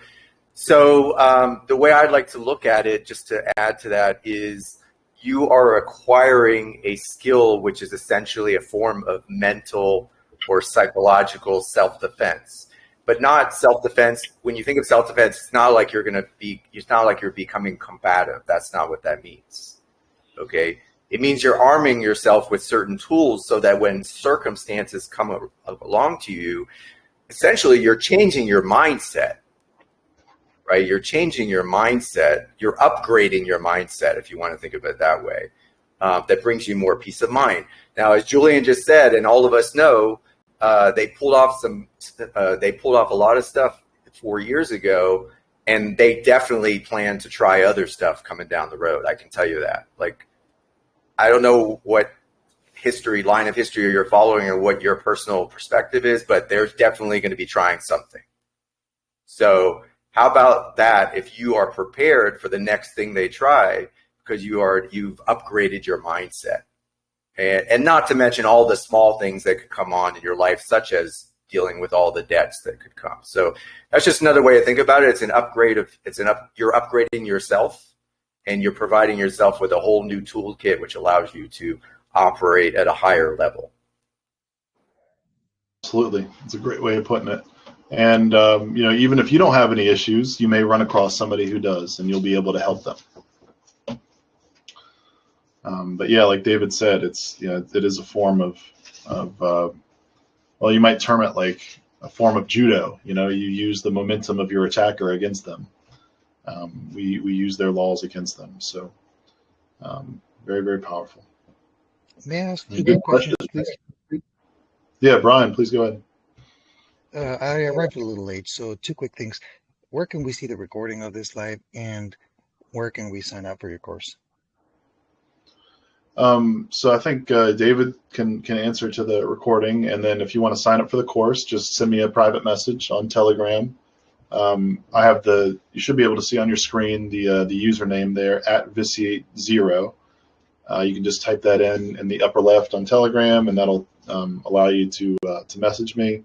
You should also be able to click my name in this chat here on the right, and maybe a right click and send message or something. And then, David, do you have any information about the recording? I'm sorry. What's the cost and what's the duration of the course? The cost I'll tell you on the private message, because if we have it on the recording and then the cost, you know, goes up later this year, which it's expected to do for, you know, the next class, not the one that's coming up in February, but the next one, then everybody wants the previous cost. And so I'll have to give you that information privately, so it's not on the recording. And the duration? The duration is 13 weeks. And also, all of you, when you message me on Telegram, please mention that you're from David's group as well. Yeah, and I'll just mention the recording. So, Julian, really, as long as you're okay with it, we can take the recording and share it even on our YouTube channel. So, I mean, it's really, if you're okay with having it public facing, then I have no problem making it available to the public. As far as the YouTube goes, I prefer it be an unlisted video, so it doesn't come up in the public search results. But certainly, I'd love for you to put it on your YouTube channel, but just maybe something where they have to have a link in order to get there. It's not just coming up in public results. Julian, Okay. I realized I already contacted you a few months back, and we said we were going to meet in person here in close to Tennessee. So yeah, I'll keep that line open, and we'll take it from there. But I'm definitely going to be the first one to sign up. Awesome. I forgot about that. Yeah, let's. If you're close to Nashville, I can meet up with you. I have a question cool. too. Yeah, go ahead, Marta. Thank you, Julian, for all this information. I'm trying to make a note today. I have a question. Maybe it's not so much relevant. Can equity process be applied by the green card owner? I'm not a USA citizen yet. Most likely, I'm going to be this year later, in a few months. But if I will start with equity process, any of the kind, does this might have make some problems with my naturalization process? Well, I was just thinking that. I mean, first of all, congratulations if you're that close to becoming a member of our fine corporation here. Yeah. I'm not sure about the controversy because so if you do bring equity to say like a credit card, and they don't discharge it right away, they create controversy instead and make it so you have to go to court. I'm not sure if that would affect your good standing for your naturalization process. I'm not really familiar with the naturalization process too much. But if it's just a few months away, I mean, you might as well, learn it, just keep it in your back pocket, and you can apply it later this year once you have all your corporate benefit plan that's been awarded to you. Yeah, I was thinking about this too. Yeah, I might do this, yes. And my second question is, does equity works in Poland? Yes, absolutely. Equity will work anywhere in the world. I mean, maybe not North Korea or China, but certainly Poland is involved in in Western commerce. I believe even Russia would be a fine place to bring equity.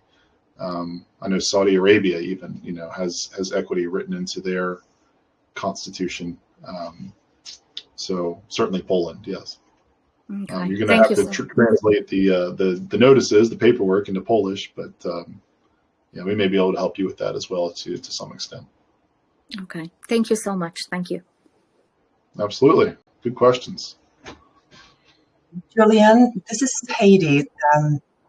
Thank you so much for this. David, putting this on, very insightful to hear and learn about equity. I know I had put a little message in the chat, but I don't know if you saw that. But I had a question in regards to existing judgment. We had a business that we tried to keep afloat during the pandemic because it was planned. Through both business and personal credit. And then we had a default on everything because we just did not have the income coming in. So we currently have some judgments. And what we've done thus far is notice of rescission, refusal for cause, no liability assumed with recourse. How do we get rid of the actual judgments? Would that be through equity or how would we approach this? Yeah, so first of all, I think I did see your message come in, and just to everybody sending me messages right now, I'll get to you as soon as we're done here on this call. Okay. And then yes, equity would be able to discharge your case post-judgment. Post-judgment, it does take a little bit longer, and you're going to have to kind of go back and clean up the commercial mess that was created with everything that you did do on that case before you learned equity, because anything you have left hanging out there is going to mix with your equity unless you take care of it with rescission and some certain other things that we do in order to kind of clean all that up. So once you've cleaned that up using our process, you can go forward with equity and bring honor to the court. And it's gonna take a little bit more work, but certainly we have discharged many things post judgment. So yes, it is fully available to you. Okay, thank you so much, Julian. And then just a quick follow-up question. With regards to, I guess, using the word status correction, both my husband and I, we're naturalized. So we are U.S. citizen of the fantastic corporation, however you want to put it. Did not know that until recently. So is there, a benefit to do that status correction and the SPC and all these things? We've read about it, studied it, and now with equity, how does all that come together? Because you mentioned your mentor had gone through these stages, so to speak. So should we go ahead with a status correction, SPC, and I'll become a private banker, I guess, with a divine process or divine, how you pronounce it? I'm just trying to kind of wrap my mind around how all equity fits in everything. So equity would be separate from those things and has no need of those things to provide you remedy. However, I think a lot of people want to do status correction just based on principle, and I totally get that. Go ahead and do all the status corrections you want. Just don't mix it with equity, and you'll be fine. Equity requires no particular status, so you can bring it in any status. You can be a surety for a stranger. You can be a 14th Amendment citizen. You can be a naturalized individual. Whatever you want.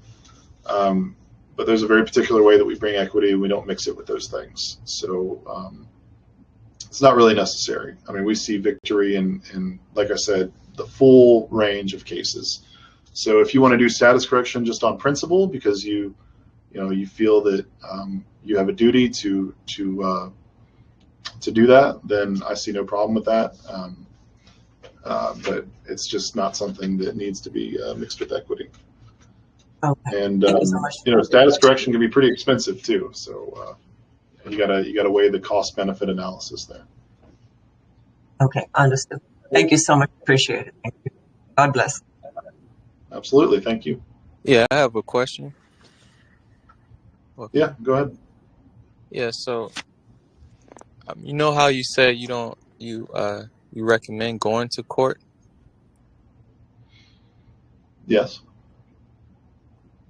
So with equity, you're saying that because it's different ways of handling things.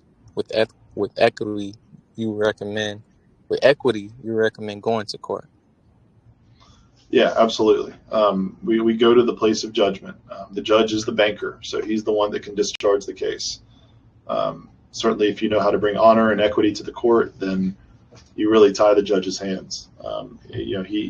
And we like to say, there's very few truly corrupt judges out there. In my experience, it's a really broken system.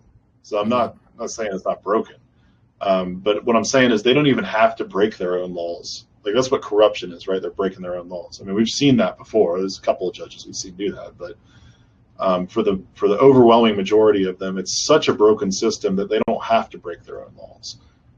So if you do this process according to what their laws say, then you tie their hands, and we've seen that from local court all the way up to federal court. So we absolutely recommend going to court. We want the judge to have jurisdiction because he's the banker and he can discharge the case.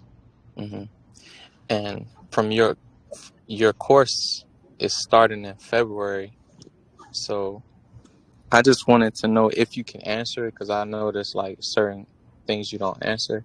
So do you know like a date in February? Because I have a court date coming up in February. So it's either going to be the 11th or the 18th, I believe. Those Wednesdays. Here, let me look real quick. Oh, sorry. It's going to be the 12th or the 19th that the equity class is going to start, because we do it Wednesday evenings. So Okay. between those two, we haven't picked one yet.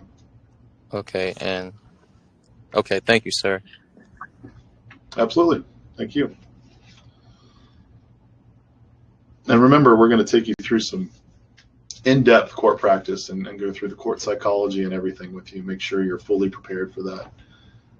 If you have a really pressing matter and you don't have time to go through the whole 13-week course before court, this is only for people that have a very pressing issue, but I can give you access to the previous classes recordings when you sign up, so you can catch up and kind of go at your own pace in order to be caught up enough to bring equity to your more pressing situation. And of course, everybody gets a consult with the class as well, so that's something else that you can take advantage of.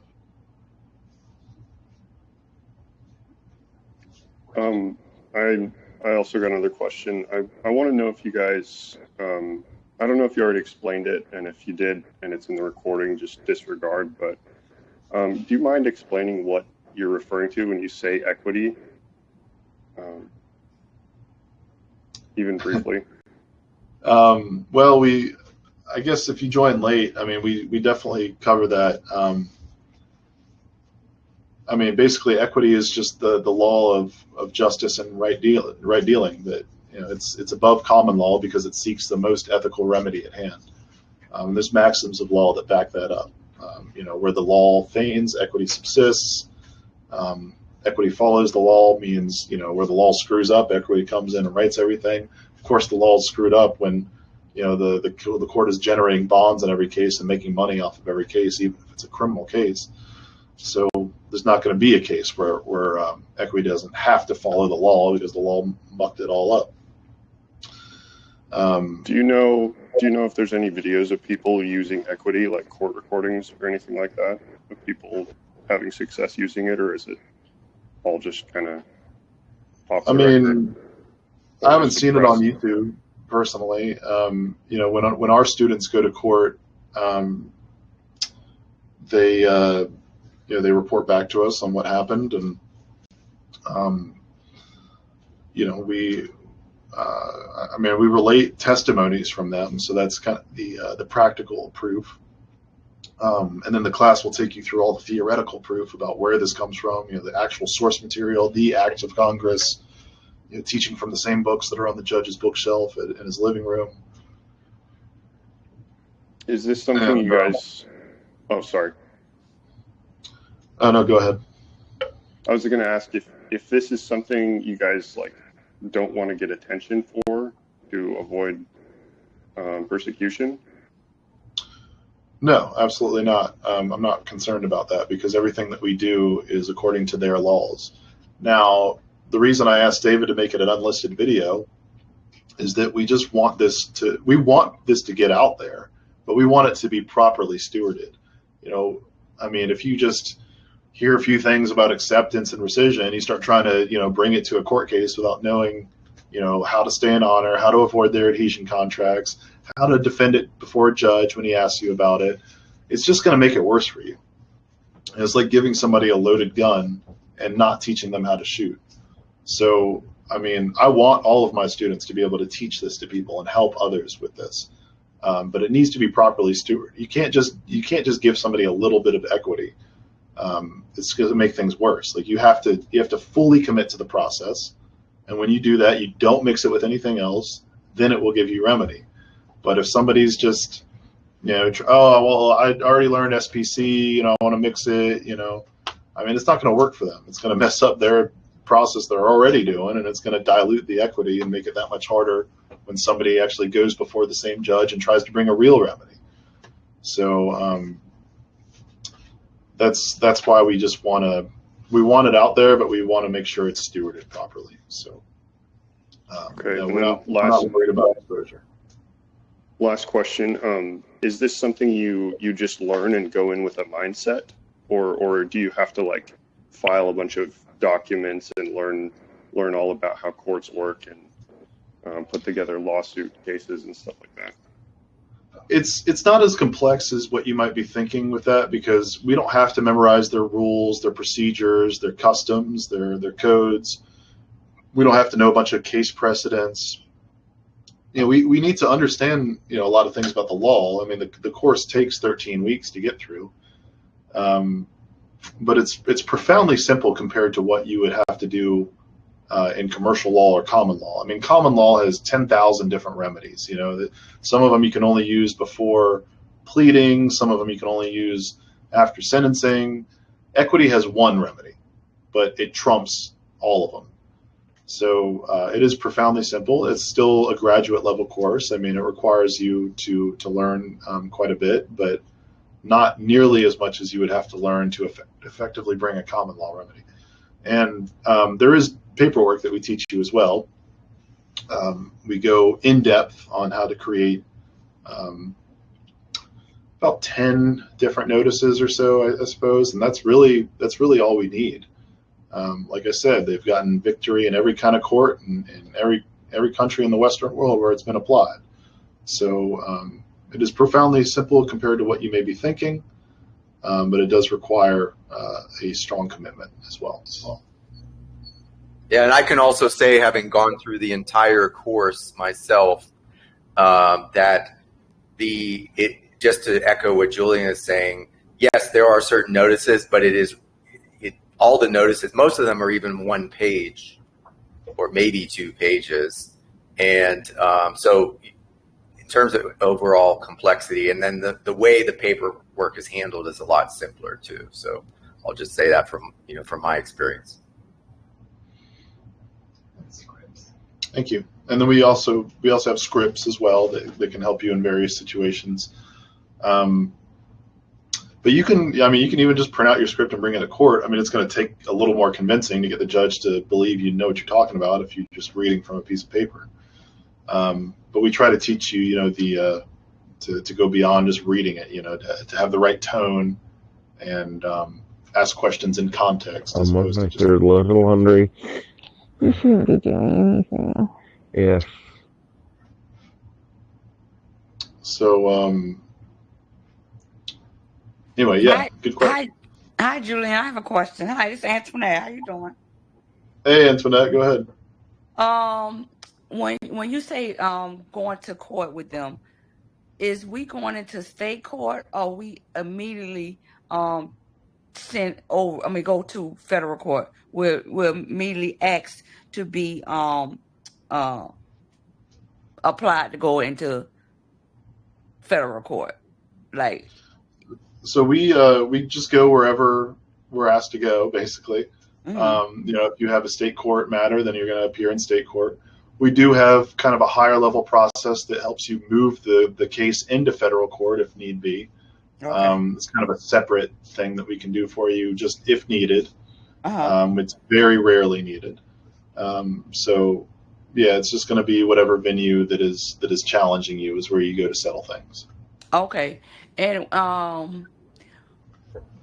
we used to doing things with the IRS, like doing certain forms and everything. So once I'm in your course, do I have to unlearn certain things as far as the IRS forms and everything? Yeah, you can forget about all that. Yeah, this is one of the things that makes it profoundly simple is that we stop contracting with the IRS entirely. Every time you fill out one of their forms, you're contracting with them. You put your whole financial life on a piece of paper and you send it to them. You're basically saying, please decide my finances for me. I don't know how to do this. You guys do it. So we just stopped doing that entirely. And if the IRS ever reaches out to us saying they have an issue, then we can handle it with them. We know exactly how to do that. Okay. And as far as when I say forms, I'm talking about like 1099Bs and, getting your credits and stuff like that. Yep. And some of that stuff may need to be rescissioned, and we can help you with that as well. Okay. Gotcha. But there's other ways to get our credits down. Is it other ways in equity or no? When you say credits, I think you're referring to the 1099 process. Personally, I've seen that process maybe work for a small handful of people, and the overwhelming majority of people that apply it, either nothing happens or the IRS brings charges against them. I've seen both. So I really wouldn't recommend doing things like that. If you want to discharge debts, I mean, you can run up a credit card and discharge it with equity. I mean, that's getting credits to a certain extent. But as far as trying to get, free money from the treasury or whatever. I don't really believe in any of that stuff personally. I mean, if I could see it work and somebody posted actual evidence of it. Yeah, I see it work. I actually see it works. I don't see a lot of proof. Well, there's a lot of people that try that stuff and run into issues. So basically, I mean, if you want to try that stuff on the side, I mean, you're certainly welcome to. And then if you ever have issues from it, Equity has your back. Okay, I know that's right. Look, I'm super excited. I done joined the course. I cannot sleep. I'm ready. I mean, this is a life lesson to learn. You can pass it on to your kids, your grandkids, your grandkids, your grandkids, your grandkids. And Amen. like I say, you just never know what can happen to you. We can't never say. You don't know. Be like, oh my God, that happened to that person. You don't know if it's going to happen to you or not, but you want to be ready. That's right. That's right. That's a really good point. Thank you, Antoinette. Okay, so I will see you soon. All right. Yeah, we'll see you in February. Okay. I yield. Thank Julian, you. I'm in Canada. Can we use this in Canada? Do you have paperwork? Absolutely. You said you're giving paperwork, so would this apply in Canada also? Absolutely, it applies in Canada. The class has been fully adapted to Canada. I mean, everything's basically the same in Canada. They just use different words for everything. Now, there's a couple of bits of paperwork that are different, and we have found the Canadian versions of those, and so we make that fully available. And there's one process also that I won't go into, but it is a little bit different in Canada, and we have fully adapted that one as well. Same with Australia, same with the United Kingdom, same with Ireland as well. So yeah, it's fully usable in its current form. I mean, it's fully adaptable to where you're at. And we have a lot of Canadian students, by the way. Thank you. Absolutely. I want to know. I want to know. I know you said that it works in Canada, but you guys understand that Quebecers were the most special people in the world, and we have these special laws for us and all that. So I know assume it. it works here. Yep. And we've had a lot of, including Pascal here, we've had a lot of Quebecers sign up for the class. Trust me, we will have everything ready for you in February. And we do think you're very special. Thank you. Oh, thank you. You're amazing. Last thing I wanted to say, well, two things. First of all, say thank you so much to David Greenberg and Julian for everything you guys are doing. You guys are just amazing souls. And at the same time, Julian, you have proven I said the quotation, but that what does it say? Every great man has an even greater woman behind them. Because I can hear your wife in the back giving you information. So hats off to her too. Thank you. I couldn't do it without her. Thank you. And she's telling me we got something in the chat to look at. Let's see.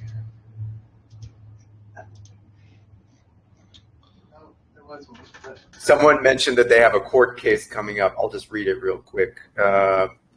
I have a trial de novo in 3 weeks. As a defendant with a debt buyer, do I have enough time to learn what's needed to bring equity? 3 weeks pretty tight, but I could give you access to the previous class recordings. We also offer private coaching. So if you need personal consults with me, and you need me to help you complete the paperwork at an expedited rate, it sounds like, then that is available. My schedule's pretty tight at the moment, but if you contact me privately, then we can see what we can do for you.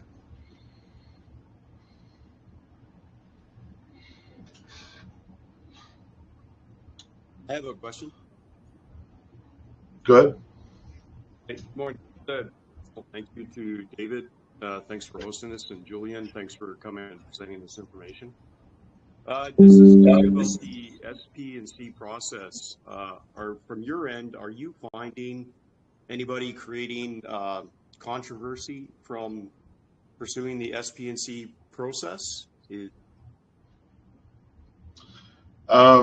Well, I see a lot of people that get a case and try to bring SPC to it, and it doesn't go anywhere.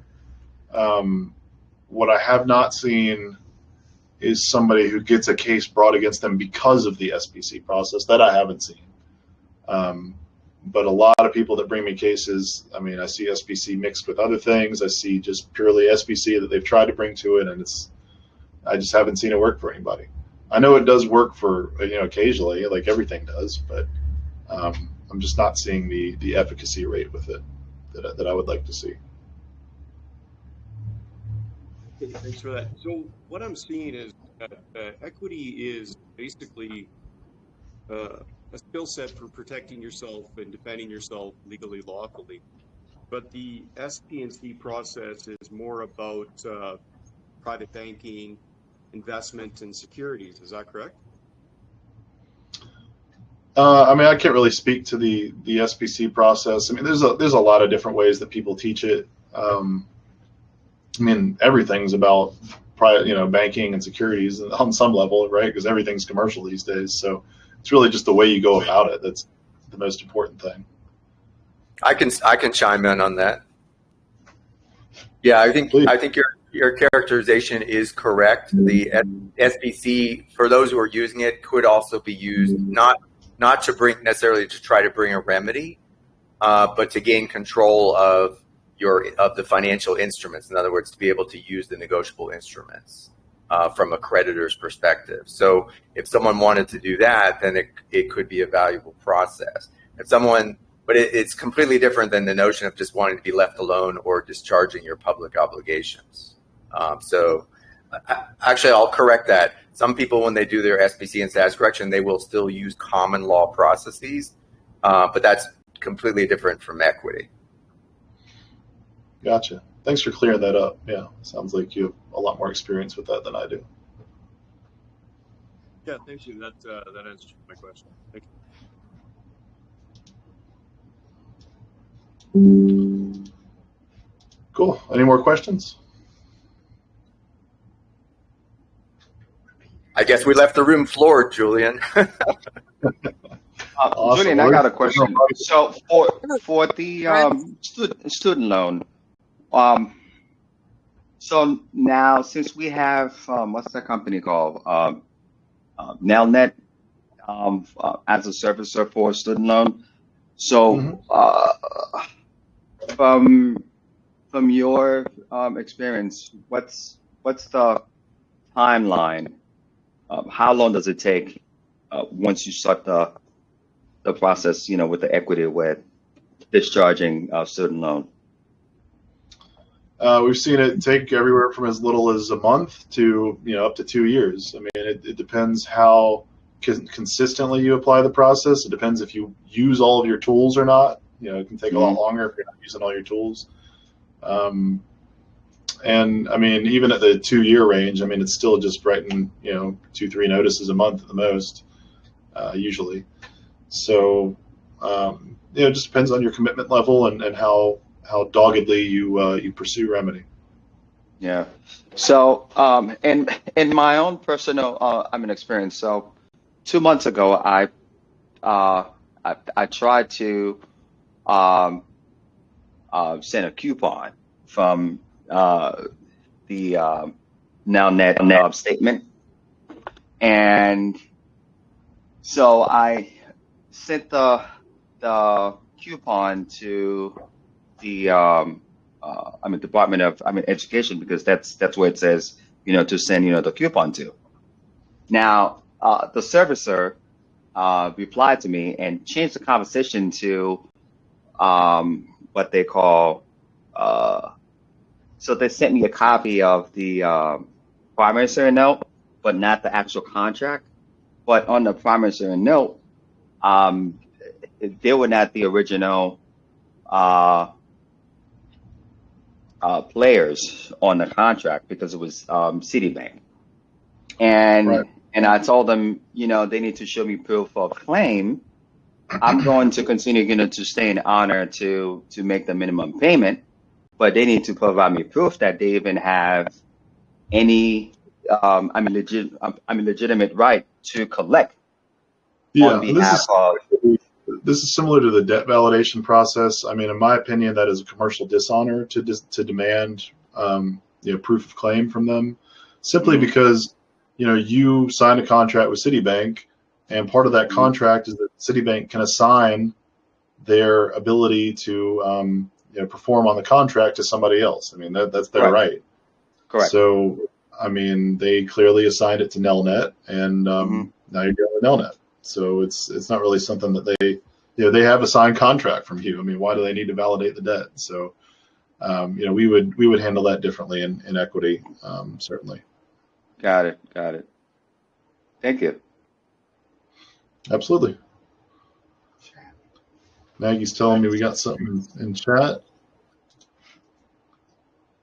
Healthy Soul asks, what is the best process to get a credit card discharged? Equity. Was that it, Maggie? Okay. Does anybody else have a question?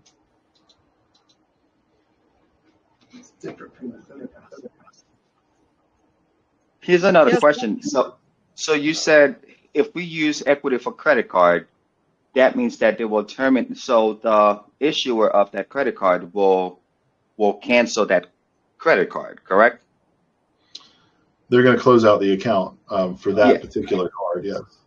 We already answered that question. Answered that question, and there are several people that haven't asked a question yet. We're running out of time, so if the speaker could defer to someone new, that would be great. Can I ask a question? I want to make sure. Yeah, go ahead, Carrie. Hi, I'm a student of David's. Thank you, David and Julian, for hosting this event. I've contacted you, Julian, I think last week about signing up for the class, which I probably still am going to do. I'm just going to try to find a way to do the whole thing. My quick question is, as my sister, my brother, and I live on her property, she wants to give it to us and has been for many years. But my quick question is, recently, because she can't move very well, she assigned me a durable power of attorney. Am I going to be able to work with that to use equity to discharge debt? And I know that's a quick, complicated question, but it was really about me going forward. And I know I can learn from you both. And I love your class, David. Thank you. Yeah, that's okay. So, I mean, we would actually use a little bit different process than power of attorney, but we do have a way for you to be able to cover for your immediate family members in court, especially if there's a medical issue. We teach a way that you will be able to speak on their behalf. Okay, because she literally can't move. She's in pain all the time, and she did that so that I could sign things for her. I could help. It's a very good durable power of attorney that I got off of David's membership website for my classes. So that's what I meant to tell you. Thank you. Awesome. Yeah. So the durable power of attorney, I mean, that's going to be awesome for doing anything in the commercial realm that you need to do on her behalf. And I'm sure if it came from David, it's great. And I mean, as far as what I'm saying about using a different way of covering for her in court, that would just be if, there was an action brought against her that you needed to, go to court to handle, like if you wanted to bring equity to that. I think Matthew had a question. It looks like he may have wanted to ask something. Thank you very much. Absolutely.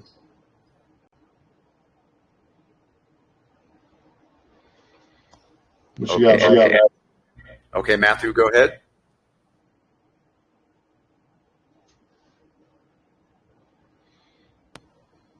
Matthew, did you have a question? I guess it looked like he wanted to say something, but it's not coming.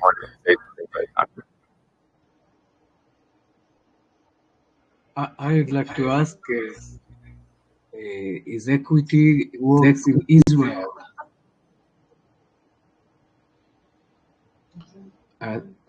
So I think Matthew's just got an open mic, and there's some background noise. So I didn't hear what you were saying, Schwingster. Could you say that again, please? Thank you. I ask if equity works also in Israel, and thank you for hosting this amazing event. Interesting. Certainly. I mean, Israel's in the same commerce as Israel's very tied in, commercially speaking, with the United States and the rest of the world. So absolutely this would work in Israel. And the judicial system I know is very similar in Israel. I have a couple family members that have made Aliyah, and from what they tell me, it's very similar over there. So I think this would definitely work in Israel. And another question: the fact that Israel don't have a constitution, is this how is this? I kind of lost every time I'm learning law in any subject. When I try to apply to Israel, it's messed up. It's like having to figure it out. It's like really looks impossible. Every time I see second, third amendments, I don't know how to express this. In Israel, we don't have a constitution to talk about, to bring it, to use it. So Right. what we can. Yeah, we can absolutely help you with applying this to Israel. I mean, the great thing about equity is that we don't have to follow their codes, their regulations, their statutes, or whatever. So there is going to be a uniqueness to the way this is applied in each country, but the fundamentals are all the same. I mean, in order for Israel to be participating in the same international commerce and be so closely tied in with the United States, all the commercial stuff is going to be the same. The acceptance process, honor and dishonor. It's just that they're going to have different words for it. And then, the United States does have the most robust private protections for its citizens in the Constitution of any country in the world, in my opinion. But we have been able to bring remedy in Canada just fine. And there's a lot of international treaties, say, that Canada is a signer to that can be brought up in court. Like with Australia, a lot of their law comes down from judicial precedent more than actual acts of Congress. And so there's a little bit of difference in the way that we do one of our processes, but it's been fully adapted there as well. So whatever unique challenges that Israel brings to the picture, we can help you figure that out. But the underlying concepts are all going to be there in Israel. It's just a matter of finding the specific words that they use for it. Okay, thank you very much. Thank you. Absolutely. Okay, let me try. Can you hear me now? Hey, Matthew. Hey, okay. I don't know why my computer wasn't working. I was trying to speak, but okay. So I forgot what I was going to say on one thing, but I did come to David's private study session a little while ago with a issue with my wife's got some former credit card debt, and I believe you answered it already about post judgment. We have one of her credit cards, Discover, that's already gone post judgment, and they went to court without us even knowing. We didn't even get notice of the court date until after it had already happened, and they've seized money in our account, and it's still on hold in our bank account right now, just sitting there. But you said something about it. There was more in depth in correcting things that had already been done through the commercial process that happened there. How long would you say that would take to clear up before you can move in with equity to right that wrong? Well, so post judgment, it can take a little bit longer, and certainly if they've already seized funds, I mean that you add a little more time for the redemption process. But those were seized, from you, so you could bring redemption to that. You're going to have to bring equity to the whole case, and you're going to have to use every tool in our tool belt in order to compel performance on this one. But it is doable. It would take, I gave earlier like a 3 month to 2 years time frame. It's probably going to be a little closer to the 2 years end than the 3 months end. Okay. All right. Thank you. Absolutely. Anybody else? We've had about here. Folks are letting this marinate, letting it kind of soak in a little bit. Some really good questions. You got a good group here. Yes, dear. Robert, did you have a question? Yes, I my apologies. I came in a little bit late. Is this going to be recorded in some place that we can rewatch? Yes. Yes, the information, the details about that will be provided later, but the short answer is yes. Thank you. I yield. All right. I think, we are just a little over the 2-hour mark, Julian. So I think we can wrap up now. I'm sure your Telegram inbox is going to be blowing up, so to speak. So I just want to say I appreciate very much that you and Maggie joined us for 2 hours today. Obviously, we had a very engaged audience. People asked really good questions. So really appreciate that. For those who feel called to it, go ahead and reach out to Julian.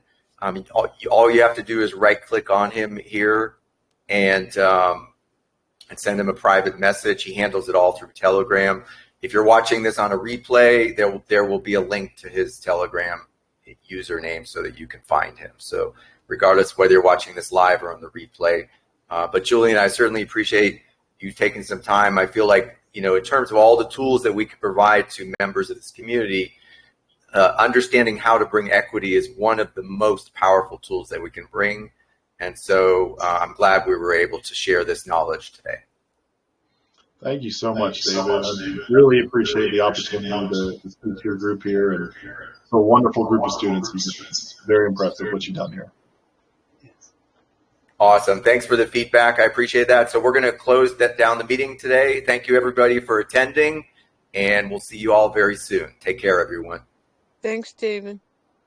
Thank you. God bless. Thank you, David. Thank you, Julian. Everyone. Absolutely amazing. Thank you. Blessings. Thank you, everybody. Julian, God bless you all. Thank you all much. God bless you.